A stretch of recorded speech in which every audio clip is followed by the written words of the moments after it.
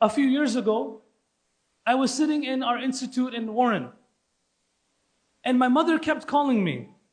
One time, twice, three times, she kept calling me. Finally, I was teaching, I picked up the phone, and she had an intuition. She said, "Where is Abdurrahim? He's not picking up his call." And I said to her, "It's 12:30. He must be on his way to Munir to teach Hifz because he teaches Alim program here. So he must be on his way to teach Hifz." My mom said, "But my son, every time I call, he picks up and he's not picking up. So find out where he is." Being the son I was, I thought, because Desi parents are very overdramatic. We know that. So just in that situation, I said, "No, it's okay. He should be fine." I kept doing what I was doing until Mufti Abdul Wahab, who's not here, he calls me. He says, "Where's Abdul Rahim? He's not picking up his call." I said, "He must be in Munir teaching. He doesn't teach with his phone on." So I get out around 2 o'clock and I get a call from someone from the office. And from the background of the phone call, I could just hear someone screaming and yelling and crying. And the one in the office says, "Mufti Sahib, you have to come to the office right away."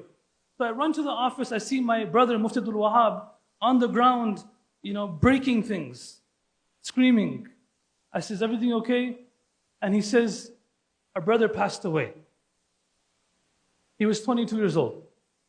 I said, "No, that's not possible. No way it's possible. I was just with him a few hours ago."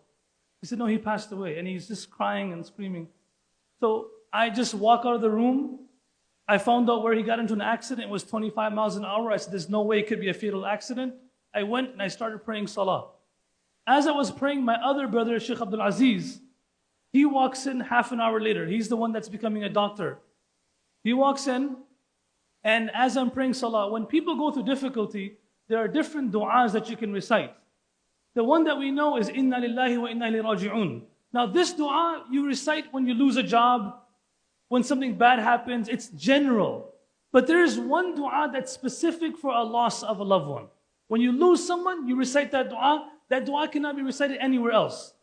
So I was praying, and Sheikh Abdul Aziz walks in, he hugs my brother Abdul Wahab, and he starts to recite this du'a as I was praying. And he says, "Inna lillahi ma akhadh wa lahu ma a'ta." Verily, what Allah has taken belonged to Him. What He has left behind also belongs to Him. I collapsed, I woke up somewhere else. But that was a message, to look at things differently. Someone asked Abu Dharr al-Ghifari, radiyallahu anhu, "Why is it that all your kids pass away? Every time you have a child, the child passes away." You know what he said? "Alhamdulillah, alladhi ya'khudhuhum fi dar al-fana wa yaddakhiruhum fi dar al-baqa." The lens was correct. He said, all praises to Allah, the one who takes them from me in this very temporary world and preserves them for me in the everlasting world.